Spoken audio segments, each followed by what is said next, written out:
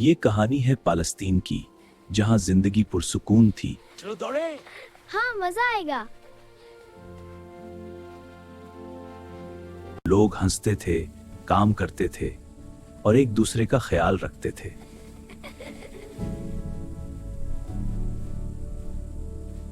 यहाँ मुसलमान और ईसाई रहते थे, हर एक अपनी पहचान के साथ।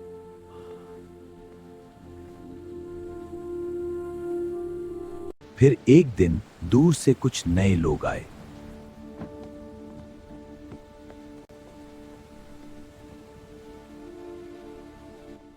उनके कपड़े, अंदाज और रहने का तरीका मुख्तलिफ था।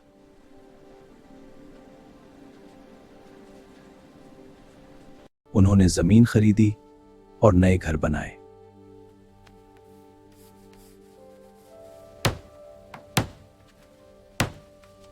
आहिस्ता आहिस्ता सब कुछ बदलने लगा। ये सब क्या हो रहा है? हाँ, कुछ समझ नहीं आ रहा। ये रातों रात हुआ, कोई वजह नहीं। हाँ, कुछ अजीब है। हमें मिलकर सोचना होगा। जी जरूर। अब सब अलग अलग ग्रुपों में बंटने लगे।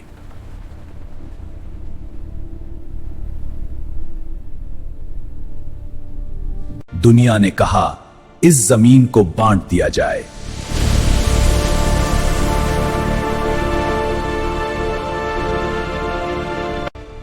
फिर एक नया मुल्क बना, इजराइल।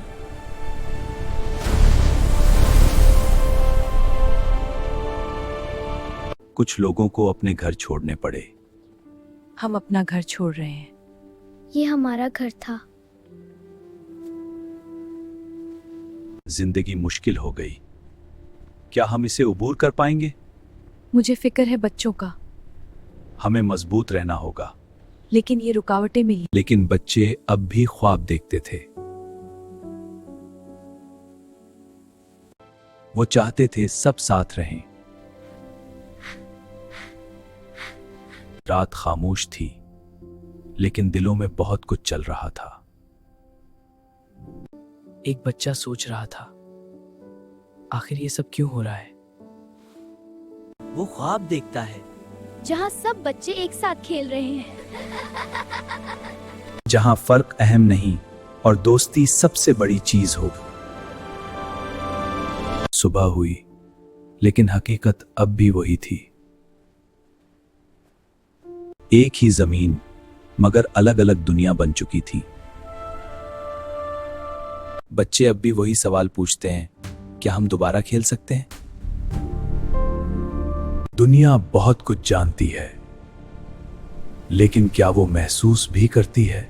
वक्त गुजरता गया, लेकिन कुछ कहानियां वहीं रुक जाती हैं। कुछ लोग अपने पुराने घरों को याद करते हैं, वो गलियां, वो दरख्त, वो हंसी। आज एक ही जमीन पर बच्चों की जिंदगियां मुख्तलिफ हैं।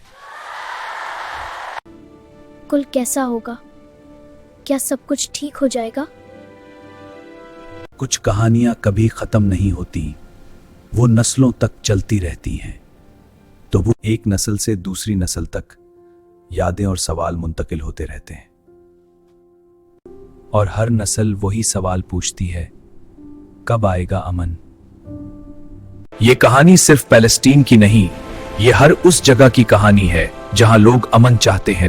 वक्त के साथ एक हकीकत सबके सामने आती है। पैलेस्तीन में हालात मुश्किल रहते हैं और सबसे ज्यादा असर आम लोगों पर पड़ता है। यहाँ किसी भी तरफ सबसे ज्यादा तकलीफ आम इंसान महसूस करते हैं।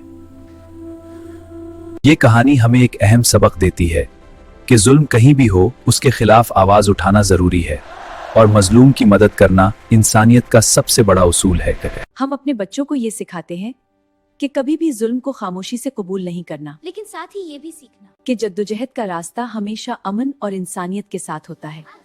मदद करना सबका हक है और सबकी जिम्मेदारी भी।